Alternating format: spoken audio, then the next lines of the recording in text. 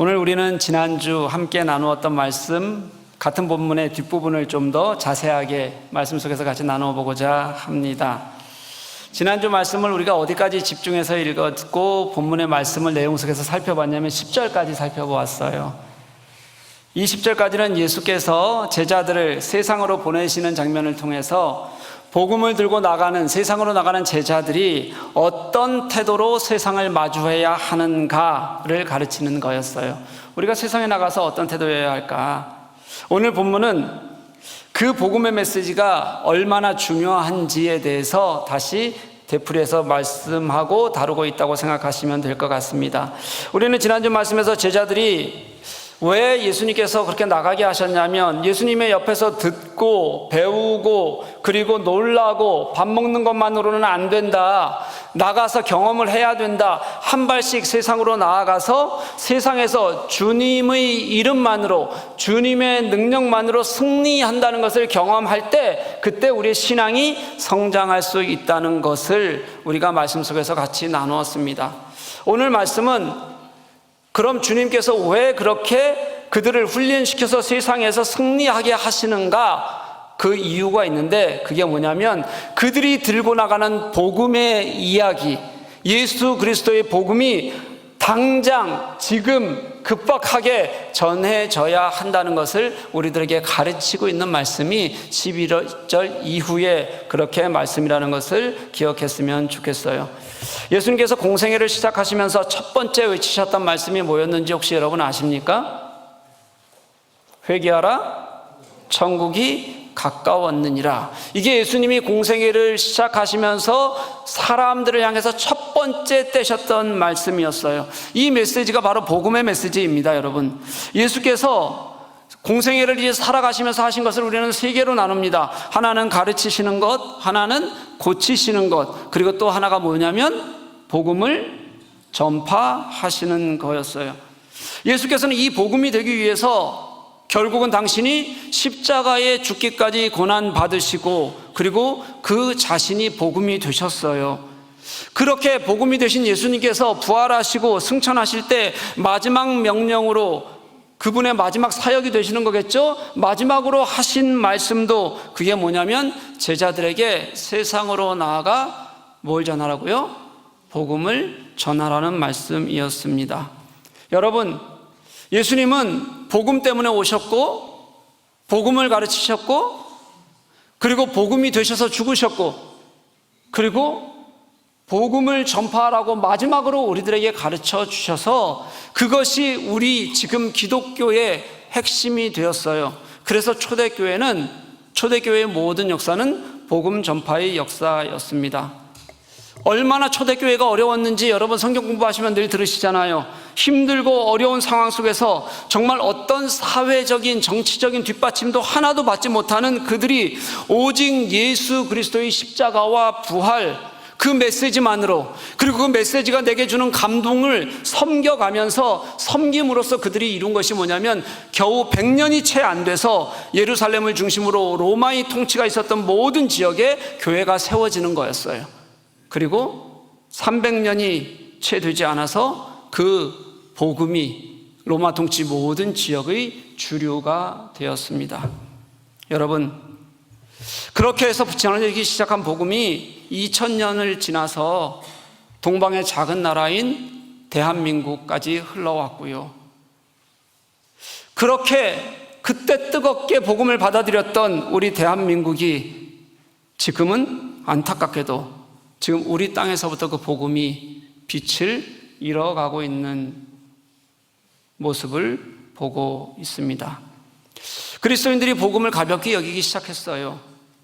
예배당을 떠나면 일상에서는 거의 복음이란 단어를 삶 속에서는 생각조차 하지 않고 살아가고 있습니다. 내가 신앙을 어떻게 살아갈까 여기저기서 고민하는 사람들이 있지만 그들조차도 복음의 문제를 내가 어떻게 할 것인가에 대해서 크게 고민하는 사람은 많지 않습니다. 더러 복음을 생각하는 사람들이 있지만 생각으로만 거치지 그것이 삶의 현장 속에서 전파되는 복음은 저희들이 찾기가 굉장히 어려워졌습니다. 설교도 마찬가지입니다. 여러분들 어떤 설교 듣고 싶으십니까? 여러분 힘드시죠? 하나님이 여러분들을 너무 사랑하세요. 이런 설교요. 이게 최고의 메시지가 됐어요. 이런 교회는 사람들이 모여요. 거기서 같이 눈물을 흘려요. 감동해요. 아멘해요. 그리고 그것에 빠져들어요. 그런데 주님께서 우리들에게 이렇게 가르치셨습니다. 이렇게 명하셨습니다. 주님이 우리를 이렇게 두라고 하지 않으셨어요 라고 말하는 소리에는 불편해하고 외면하는 것이 너무도 자연스러워졌습니다. 목회데이터 연구소와 실천신학대학원이 대학교 대학원이 2024년 9월에서 10월 만 19세 이상 개신교인 1000명을 대상으로 평신도 신앙적 욕구 조사라는 조사를 했고요. 12월에 발표를 했습니다. 여러분 글씨가 잘 안 보이실 겁니다. 제가 그냥 읽어드릴게요. 저기 맨 왼쪽에 1, 2, 3등부터 순서대로 있는 거예요. 여기서 보면 원하는 설교 주제가 이렇게 나와 있습니다. 1위 하나님의 축복 형통한 삶, 2위 위로와 평안, 3위 믿음과 순종. 거꾸로 한번 볼까요? 하위 마지막 10위가 뭐냐면 복음 전도와 해외 선교, 그리고 9위가 뭐냐면 이웃 섬김과 봉사예요. 무슨 얘기냐면 우리 지금 평신도들이 이제 어떤 설교 듣고 싶냐면 하나님의 축복에 대한 이야기, 형통한 삶에 대한 이야기, 우리를 위로하고 평안을 주는 이야기, 믿음에 관한 이야기 듣고 싶어 해요. 그렇지만 복음 전도합시다, 해외 선교합시다, 이웃 섬김과 봉사합시다라는 얘기는 아예 맨 뒤 9위 꼴찌, 우리는 이런 얘기 듣기 싫어요 라는 쪽에 이미 가 있다는 거예요. 그러니 여러분 좋은 얘기하고 축복하는 교회는 사람이 미어 터지는 거죠. 출석교회 목회자가 갖추어야 될 요소는 어떤 것이 있었으면 좋겠습니까? 라는 질문이 있었습니다. 1위가 성도들에 대한 관심과 사랑, 2위가 인품과 인격, 3위가 설교 능력, 이런 겁니다.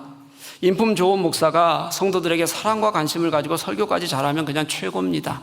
그 사랑의 메시지는 당연히 어떤 메시지여야 돼요? 설교의 메시지는 여러분, 하나님 여러분 사랑하세요. 얼마나 힘드세요? 축복하실 겁니다. 여러분 오늘 가는 모든 길이 형통할 겁니다. 이게 지금 평신도들이 원하는 목회자에게 듣고 싶은 목회자가 서 있어라고 얘기하는 곳이에요. 이거 외에 교회의 비전, 우리 교회가 어떻게 나아가야 하는지, 하나님께서 어떻게 우리를 사용하실지에 대한 비전 같은 얘기는 8위예요.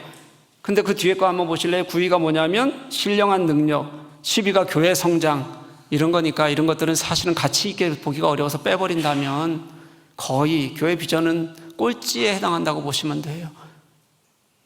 그런 얘기는 듣기 싫은 거죠. 이게 평신도들이 원하는 목회자가 갖추어야 될 요소예요. 저는 몇 점이에요? 그러니까 여러분 몇 점이에요? 지워주세요. 그냥 이거 몇 점이에요? 저는 빵점. 여러분 평신도들이 원하는 설교, 평신도들이 원하는 목회자가 갖춰야 될 요소, 전 빵점이에요. 여러분들은 아주 불행한 신앙생활을 하고 계십니다.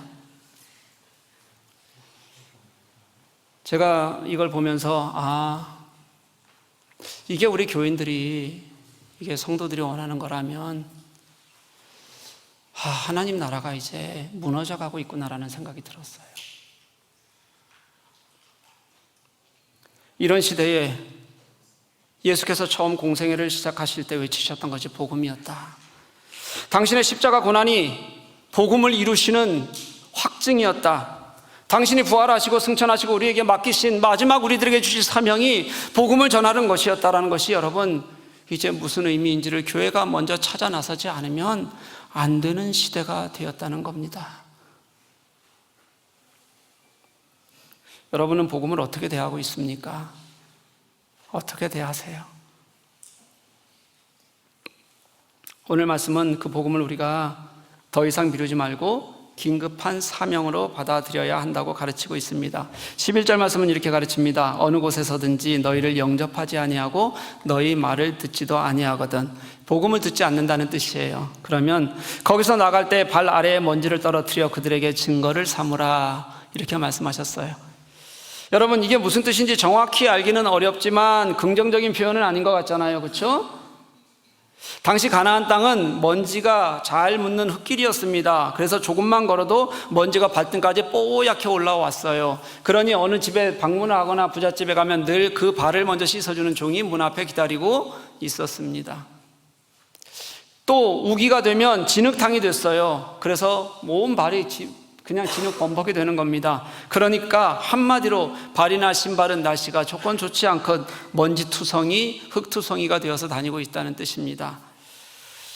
그런데 이렇게 먼지가 묻어있는 이 발을 이스라엘 사람들이 언제 털어냈냐면요, 1번 먼지가 묻고 발이 더러울 때, 2번 이방인의 땅을 벗어날 때. 언제일 것 같아요?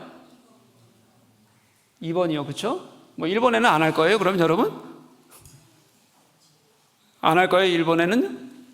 1번에도 집에 들어갈 때 해야 될 거 아니에요, 그렇죠? 1, 2번 다 맞죠? 근데 1번은 너무 당연할 거고, 2번 이방인의 땅을 다녀오면서 그 땅을 벗어날 때 먼지를 터는 것이 유대인들의 오래된 관습이었어요. 왜냐하면 이방 땅을 걷기는 걸어야 돼요. 걸어야 되는데 걷다가 유대 땅으로 갈 때 그들이 갖고 있는 모두 우리가 유대 땅에 들여놓지 않겠다는 거예요. 먼지도 들여놓지 않겠다는 그들의 의지를 반영하는 행위였어요. 그게 그렇다고 100% 탈탈 털 수는 없지만 그런 의지를 가지고 살았다는 거예요.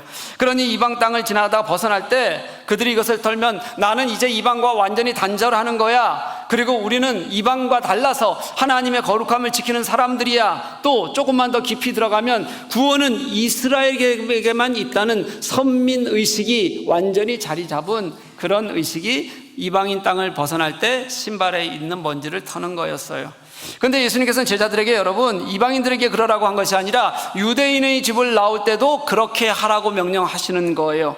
여러분 유대인들이 나오는데 자신들이 그렇게 싫어하는, 그렇게 분리되어야 된다고 생각했던 이방인들과 똑같은 그런 것을 당하면서 신발 먼지를 탁탁 털어버리면 얼마나 여러분 그들 입장에서 황당하겠습니까? 이스라엘 백성들 입장에서는 이게 이해가 안 되는 일이에요. 자신들이 이방 땅에 다녀오던 행위를 고스란히 내가 당하는 거예요. 고스란히 갑자기 얼마나 충격적이고 그리고 치욕적으로 느껴졌겠어요. 그럼 예수님은 왜 그들에게 그렇게 치욕과 충격을 주게 하셨을까 하는 거예요. 여러분 유대인들을 그냥 거부하라는 말씀이 아닐 겁니다. 그들은 완전히 적대적으로 이방인과 똑같으니 우리 이제 완전히 이방인과 같으니 꼴 보기 싫다라고 선언하라는 말씀도 아닐 거예요. 아니면 복음적인 입장에서 보면 그들은 하나님 나라와 관계없다는 것을 이렇게 쉽게 선언해 버리는 것도 아닐 겁니다. 왜냐하면 주님께서는 우리의 구원의 문제를 그렇게 쉽게 포기하시는 분이 아니시기 때문에 그렇습니다. 그럼 왜 그러셨을까요? 이유는 이거예요, 여러분. 제발 좀 깨달으라는 거예요. 제발 좀 깨달아라.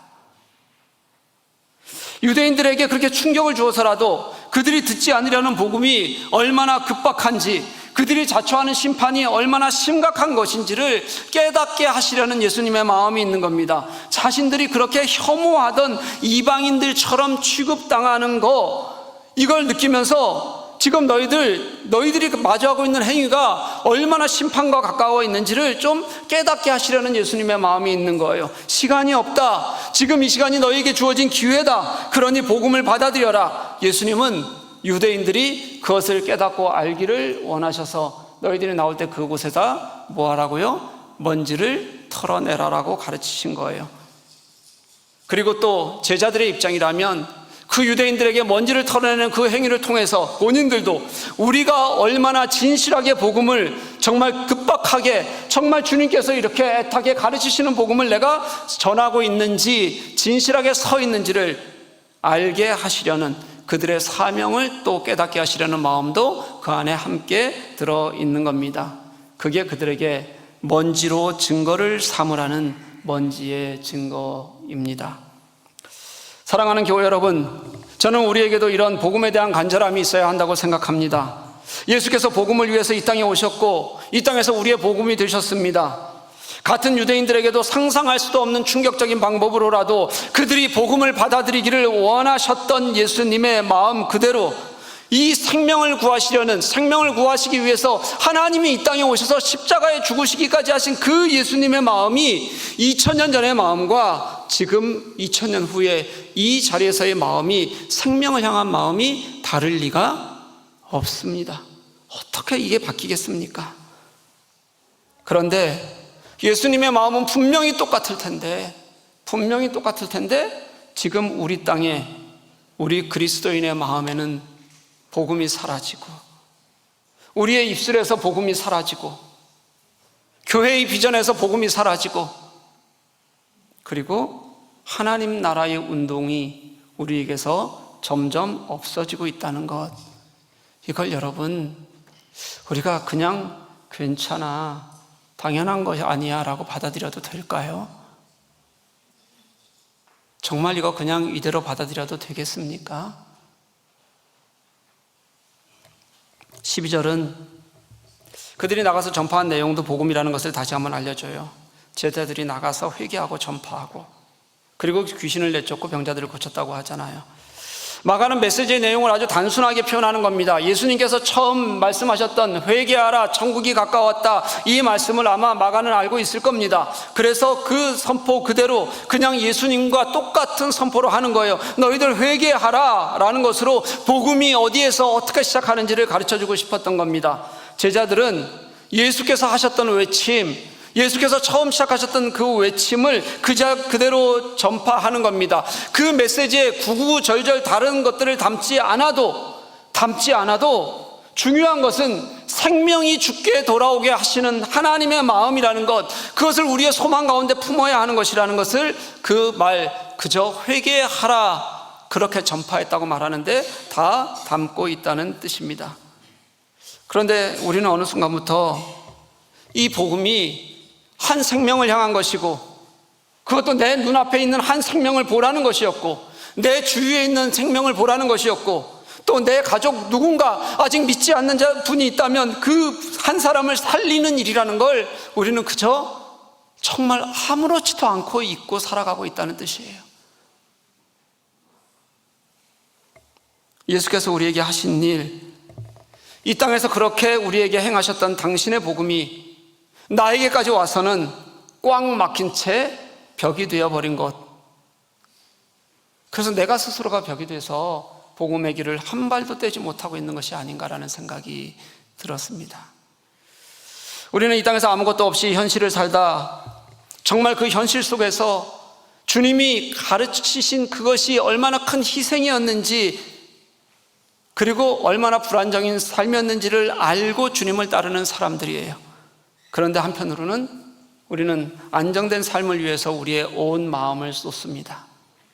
거기에 우리의 대부분의 것들을 투자합니다. 우리는 십자가의 죽으심으로 세상을 이기신 주님을 믿습니다 라고 고백하는 사람들이에요. 하지만 우리는 세상이 만들어 놓은 그 승리를 통해서 이 땅을 만족하며 살아가는 방법들을 더 잘 익히고 찾아가고 있습니다. 우리는 우리 생명을 위해서 자신의 생명까지 내어놓으신 주님을 정말 감동하면서 믿지만, 다른 생명에게는 무관심하게 살아가는 것을 당연하게 여기고, 그렇게 우리는 이 시간을 살아갑니다. 그래서 여러분, 주님께서 하신 그 놀라운 일이, 당신이 지금도 똑같이 생명을 사랑하셔서 우리 속에서 복음의 일을 하고 싶은 그 일이 나에게 오는 순간 큰 벽이 되어버렸어요. 더 이상 그 생명을 향해서 한 발짝도 서로가 똑같이 벽이 되어 있으니까 나아가지도 못하고 물러서지도 못하는 상태, 이게 교회의 모습이 되어서 이런 안타까움을 아픈 일인지도 모르고 그냥 살아가고 있는 우리들의 모습을 발견하게 되는 겁니다. 내 앞에 한 사람이 길을 가는데 그 사람이 길을 잃었어요. 그 다음 사람이 그 길을 가면서 또다시 보이지 않는 길 때문에 또다시 길을 잃어요. 모두가 잃어버린 길 속에서 우리가 어디를 가야 할지도 모르는 채로 그냥 내게 주신 이것만 좋다고 함께 같이 길을 잃어가고 있는 것, 이게 지금 우리 교회들이 가지고 있는, 우리 그리스도인들이 가지고 있는 우리들의 모습이 되었다는 것을 여러분, 우리가 인정하고 깨달았으면 좋겠습니다. 사랑하는 교우 여러분, 이제 우리 나에게 집중된 나만의 안정이 아니라 예수께서 우리에게 가르치신 복음에 대한 절대적인 헌신이 필요한 때라는 것을 기억하기를 간절히 소망합니다. 우리가 복음을 위해 어떤 것도 헌신하기를 꺼려하면 어떻게 복음을 말할 수 있겠습니까? 내가 뒤로 한 발 빠져서 나만의 평안한 안식처를 찾기 위해서 애쓰면서 어떻게 예수 그리스도의 복음이 이 땅을 사랑하셔서 이 땅을 살리셨다고 우리가 자신 있게 말할 수 있겠습니까? 예수님은 이제 지금 우리가 다시 그때 십자가에 죽으실 때나 지금이나 똑같이 생명을 사랑하시는 그 예수 그리스도의 마음으로 복음을 들고 서기를 분명히 원하고 계셔요.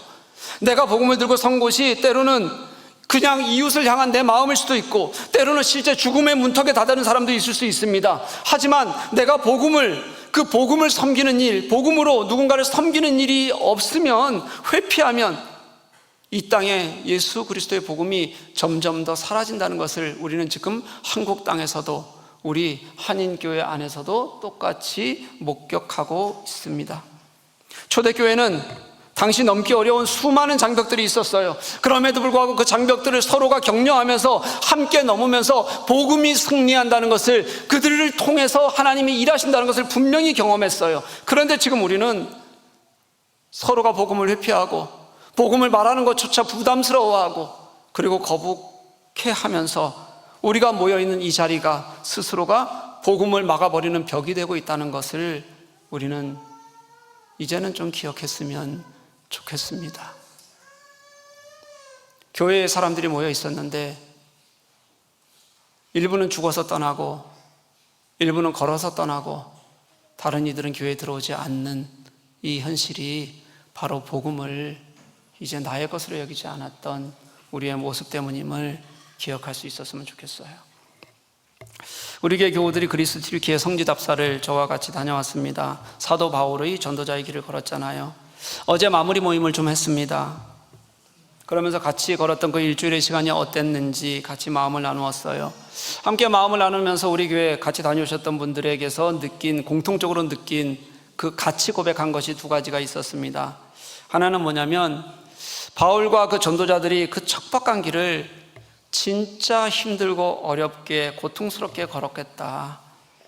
게다가 그냥 걷는 것만도 그렇게 힘들었을 텐데 그 신전들이 즐비한 그곳에 복음을 들고 가는 것이 얼마나 큰 위협을 마주하는 길이었을지, 그 길을 목숨을 내놓고 걷는 그 걸음이 그렇기 때문에 우리에게까지 온 것이 얼마나 감동이 되고 귀한 일이었는지를 함께 깨닫는 거였습니다. 똑같이 그런 고백들이 있었어요.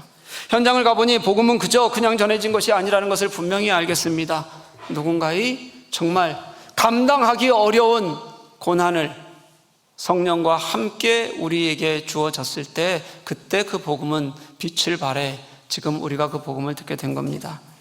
저는 바울의 현장도 그랬지만 한 사람이 더 생각이 났습니다. 디모데라는 사람이었어요. 2차 전도여행 때부터 합류했던 디모데는 그 어린 나이에 수없이 편지를 들고 때로는 혼자 가기도 했고 때로는 누군가와 함께 같이 걸으면서 제가 그 길이, 그 어린 아이가 얼마나 힘들었을까를 생각해 보았습니다. 지금 그 청년의 나이가 지금 우리 교회에 갓 청년회로 올라온 그 아이들의 나이였어요. 20살, 21살, 22살. 그때 복음을 들고 편지를 들고 그 고성스러운 땅들을 헤매기 시작한 거예요. 그 어린 청년이 2000년 전 그 길을 혼자 걷기도 하고 또는 배를 타고 가기도 하면서 때로는 누군가의 도움을 받고 때로는 혼자 고난의 길을 걸으면서 그가 흘렸을 땀, 눈물, 죽음을 무릅쓴 그 헌신이 복음이 된 겁니다. 그 젊은 아이가요. 우리나라에도 그렇게 섬긴 선교사들이 많습니다. 최초의 선교사로 알려진 우리나라의 토마스 선교사는요, 순교할 때 나이가 27살이었어요. 내게 1000개의 생명이 있다면 모두 조선을 위해 바치겠다고 고백했던 여성 선교사 루비 캔드릭은 25살에 조선에 왔고 8개월 만에 조선 땅에서 순교했습니다. 그런 전도자들의 복음을 들고 선 그 길이 그들에게는 죽음이 되었고 그들에게는 고난이었지만 그게 우리가 주님을 고백하고 주님이 우리의 생명이라고 고백하는 그 생명의 길이 된 거예요, 여러분. 그리고 주님은 지금도 우리들에게서 당연히 그 길을 가기를 원하시는데 우리는 그걸 아예 잊어버리고 살아가고 있다는 거예요. 예수 믿는데, 예수 십자가를 고백하는데, 예수님이 나의 구주라고 얘기하는데, 그가 나의 생명이라고 얘기하는데 우리는 그 복음의 길을 잊어버리고 살아간다는 거죠. 아까 보셨잖아요. 복음 이야기는 설교에서 빼주셨으면 좋겠어요. 왜냐하면 그럼 나가서 전도하라고 할까 봐죠. 그게 우리 평신도들의 생각이 되어버렸다고요.